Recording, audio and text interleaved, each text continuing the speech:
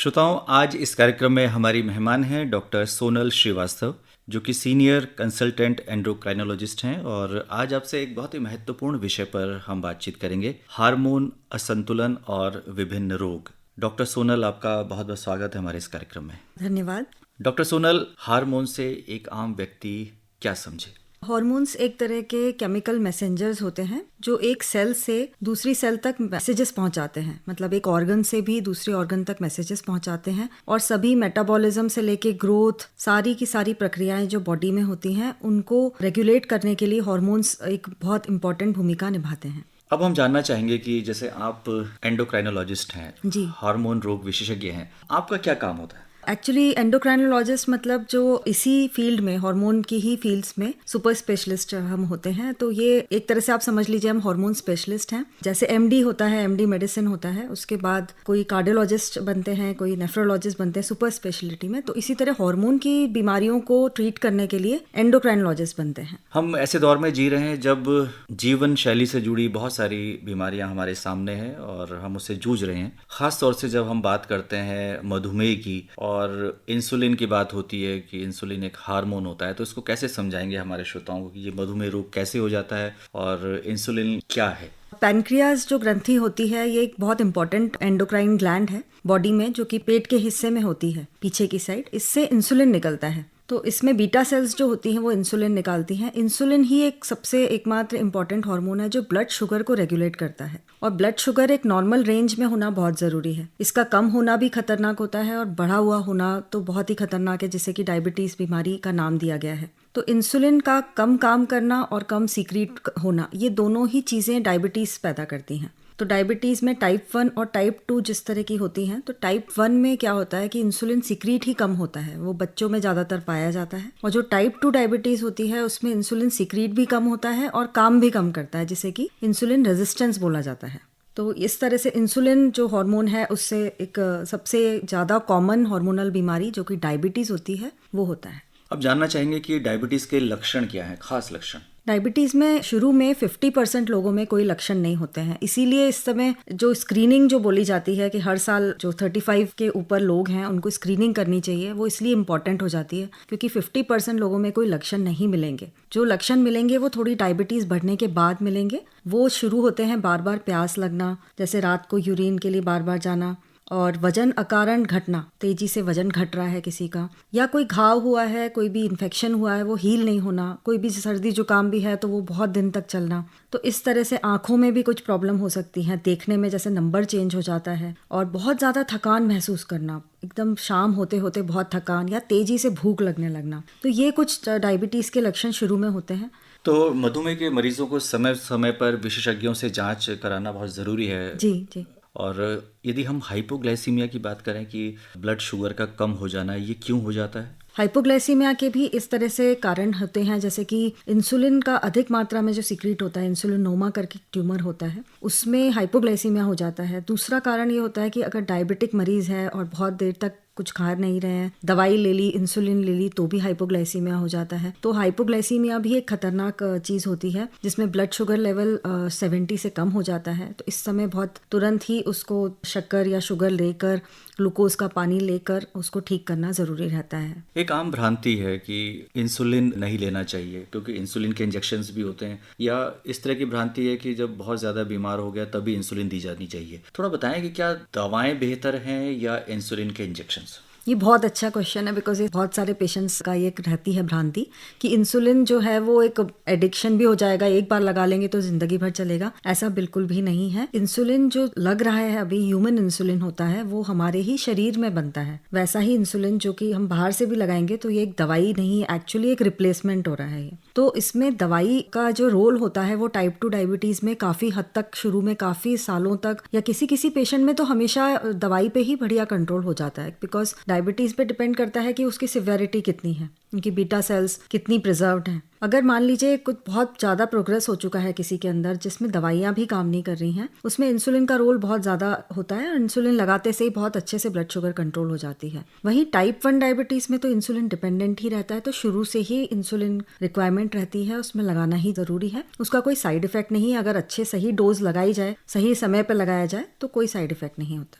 Doctor Sonal, अब बात करते हैं थायराइड की। इसकी बहुत चर्चा होती है और आम तौर पर हम देखते हैं कि लोग सुबह सुबह थायराइड की दवा ले रहे होते हैं। ये थायराइड है क्या? थायराइड एक ग्लैंड की तरह बात करें तो ग्लैंड जो होता है वो नेक में होता है, एक तितली के शेप का एक ग्रंथि होती है एंडोक्राइन। इसमें से एक हार्मोन निकलता है थायरोक्सिन, और थायरोक्सिन हार्मोन बहुत सारी, कह सकते हैं आपकी सिर के बाल से लेके पाँव के नाखून तक हर सेल को अफेक्ट करता है, हर ऑर्गन को अफेक्ट करता है थायराइड हार्मोन। मतलब अगर थायराइड हार्मोन नॉर्मल रेंज में है तो ये सारे हार्मोन्स, सारी सेल्स नॉर्मल काम करेंगी। यहीं अगर ये बढ़ा हुआ है, जिसे हम हाइपरथायरॉयडिज्म कहते हैं, तो सारी सेल्स, सारे ऑर्गन्स में कुछ ना कुछ प्रॉब्लम्स होंगी। वहीं घटा हुआ है, हाइपोथायरॉयडिज्म है, तो हर चीज़ में कहीं ना कहीं कमी आएगी, किसी ना किसी तरह से वहाँ के फंक्शंस, जैसे ब्रेन ले लीजिए, हार्ट ले लीजिए, रिप्रोडक्टिव जैसे ओवरीज ले लीजिए, हर तरह से कहीं ना कहीं प्रॉब्लम आएगी। तो सिर्फ एक ये भी कॉमन भ्रांति होती है कि केवल मोटापा हो जाता है, हम नहीं भी दवाई खाएं तो क्या हो गया। नहीं, आपको सिर्फ मोटापा तो बाहर से दिख रहा है, पर अंदर हर सेल को प्रॉब्लम हो रही है आपके थायराइड की दवाई नहीं खाने से, जिसको भी थायराइड है उसको। जी, तो इसके प्रमुख लक्षण क्या है डॉक्टर सोनल? जैसे हाइपोथायरॉयडिज्म की बात करें, दो टाइप के थायराइड होते हैं। फंक्शन की बात करें तो हाइपोथायरॉयडिज्म और हाइपरथायरॉयडिज्म। तो हाइपोथायरॉयडिज्म में मेनली स्टार्ट होता है वेट गेन से, और हेयर फॉल होने लगता है, स्किन थोड़ी ड्राई होती है, पीरियड्स अगर है तो इरेगुलर होने लगते हैं। तो इस तरह से खुजली होना, स्किन में कुछ कुछ प्रॉब्लम्स होना, इस तरह की प्रॉब्लम्स से शुरू होता है। गर्मी का भी कुछ हाँ, ठंड ज़्यादा लगने लगती है हाइपोथायरॉयडिज्म में। और हाइपर में इसका उल्टा होता है, वजन कारण घटने लगता है, घबराहट होने लगती है, पैल्पिटेशंस होने लगते हैं। उसमें भी अगर है तो पीरियड्स बहुत इरेगुलर होने लगते हैं, हृदय बहुत तेज़ी से धड़कने लगता है, उसमें टैकीकार्डिया होता है। तो अब जानना चाहेंगे कि मोटापा एक बहुत बड़ी समस्या के रूप में सामने आया, जिसे हम ओबेसिटी कहते हैं। तो क्या इसके पीछे भी क्या हार्मोन्स की गड़बड़ी हो सकती है? जी बिल्कुल, ये एक एंडोक्राइन डिसऑर्डर ही है मोटापा जो होता है, और मेटाबॉलिक सिंड्रोम के अंतर्गत ये मोटापा आता है। मोटापा होने से ही बहुत सारी प्रॉब्लम्स हो जाती हैं, जैसे डायबिटीज़ है, हार्ट प्रॉब्लम है, कोलेस्ट्रॉल है, ब्लड प्रेशर है, इवन थायराइड जो होता है वो बहुत कॉमन है अगर मोटापा है। पीसीओडी जो कि बहुत कॉमन हो चुका है फीमेल्स में, वो भी मोटापे से संबंधित बीमारी ही है। तो मोटापा एक तरह से कह सकते हैं कि एक सिंड्रोम जैसा है, मेटाबॉलिक सिंड्रोम के अंतर्गत ही मोटापा आता है। तो मोटापे पे नियंत्रण करना बहुत ज़रूरी है। क्या इसमें कोई हार्मोनल थेरेपी हो सकती है? मोटापा का रीज़न जानने के बाद, अगर मान लीजिए कुछ भी जैसे हाइपोथायरॉयडिज्म आ रहा है या पीसीओडी आ रहा है इसके साथ में, तो डेफिनेटली उस हार्मोन प्रॉब्लम को ट्रीट करने से मोटापा ट्रीट होगा। पर अगर मान लीजिए कोई बीमारी नहीं आ रही है तो मोटापे को वैसे भी कंट्रोल करेंगे, उसके लिए बहुत सारी चीज़ें होती हैं, डाइट, लाइफस्टाइल और कुछ मेडिसिन भी होती हैं, जिससे कि मोटापे पे पहले ही कंट्रोल कर लें, डायबिटीज़ या थायराइड या कुछ होने के पहले। अब बात करते हैं कि कई बार हम देखते हैं कि जो लड़कियों के किशोरावस्था है, जिसे हम प्यूबर्टी कहते हैं, वो डिले हो जाती है। इसके पीछे भी क्या हार्मोन इम्बैलेंस है? जी, प्यूबर्टी और ये सारे चेंजेस जो भी होते हैं, ये हार्मोनल प्रक्रियाएं होती हैं जो नॉर्मली होनी चाहिए। तो इसमें क्या होता है कि प्रिकॉशियस प्यूबर्टी जो होती है वो प्यूबर्टी का समय से पहले आ जाना, मतलब ये लड़का और लड़की दोनों में होता है। और डिले इन प्यूबर्टी जो होती है वो प्यूबर्टी का समय से बाद में आना, जैसे कि लड़कियों में समय पे पीरियड्स चालू नहीं होना, या जो भी चेंजेस होते हैं बॉडी में वो चेंजेस नहीं आना। लड़कों में भी सेम चीज़ें होती हैं। तो इन दोनों के कारण हमें जानकर और उसका ट्रीटमेंट करते हैं तो वो समय पे प्यूबर्टी लाई जाती है। स्त्रियों में बांझपन या पुरुषों में बांझपन जो है, निसंतानता जिसे कहते हैं, क्या इसके पीछे भी हार्मोनों की गड़बड़ी हो सकती है? जी बिल्कुल, हार्मोनल इनफर्टिलिटी जो होती है, जिसमें कि मेनली जो स्त्रियों में होती है वो पीसीओडी कारण रहता है, थायराइड कारण रहता है उसका, या फिर प्रोलैक्टिन जो हार्मोन होता है उसमें कुछ गड़बड़ी हो जो कि पिट्यूटरी से सीक्रेट होता है। इन सब कारणों से हार्मोनल इनफर्टिलिटी स्त्रियों में हो सकती है। पुरुषों में हाइपोगोनाडिज्म वाली चीज़ें जो हैं, स्त्रियों की तरह ही पुरुषों में भी प्रॉब्लम्स हो सकती हैं इनफर्टिलिटी में। अब बात करते हैं रजोनिवृत्ति की। जी, तो मेनोपॉजल प्रॉब्लम्स क्या आती हैं इस समय? अब मेनोपॉज जो फेज़ होता है उसमें क्या होता है, जो आमतौर पर जो साइकिल्स चल रही होती हैं स्त्रियों में, वो एकदम से स्टॉप होने लग जाती हैं।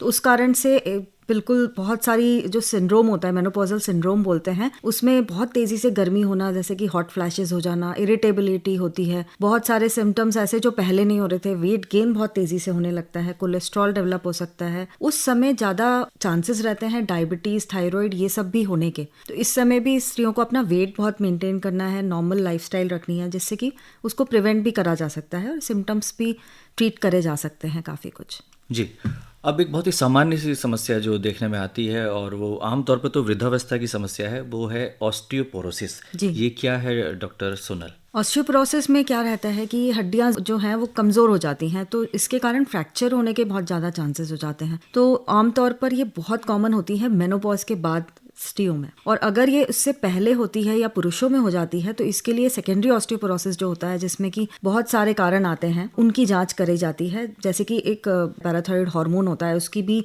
अधिकता के अंदर बहुत तेज़ी से फ्रैक्चर होने लगते हैं। तो इन सब तरीके की चीज़ें जांच करके उसका ट्रीटमेंट किया जाता है।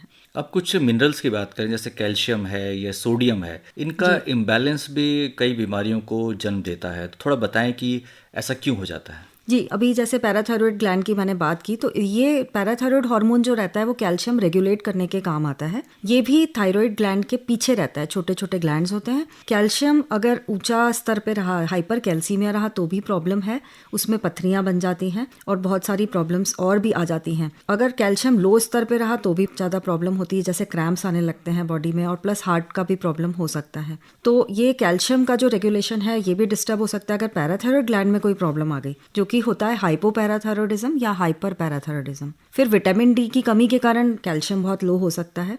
तो ये 2-3 चीज़ें होती हैं। अब सोडियम पे आए तो हाइपरनेट्रीमिया, जो कि सोडियम का स्तर ज़्यादा बढ़ जाता है बॉडी में, वो हो सकता है। इसके में प्रॉब्लम्स होती हैं डायबिटीज़ इंसिपिडस जैसी, जो कि एक ब्रेन से रिलेटेड प्रॉब्लम होती है। ये डायबिटीज़ नहीं है एक्चुअली, पर इसका नाम डायबिटीज़ इंसिपिडस है, जिसमें कि बहुत ज़्यादा मात्रा में यूरिन निकलने लगती है बिकॉज ऑफ ब्रेन प्रॉब्लम। वहाँ पे एक ट्यूमर की प्रॉब्लम्स हो सकती हैं। हाइपोनेट्रीमिया, जो कि सोडियम का स्तर कम हो जाता है, उसमें भी इस तरह की हार्मोनल प्रॉब्लम है, जिसमें कि एडीएच नाम का हार्मोन है वो ज़्यादा सीक्रेट होने से हो जाती है। जी, अब बात करते हैं गोइटर की। हमारे उत्तराखंड में बहुत प्रचलित है ये रोग। गोइटर क्या है? घेंगा रोग जिसे आमतौर पर हम कहते हैं। जी, गोइटर में क्या रहता है कि आयोडीन डेफिशिएंसी गोइटर्स बहुत ज़्यादा कॉमन थे, खासकर ये आयोडिनाइजेशन ऑफ सॉल्ट के पहले की बात है।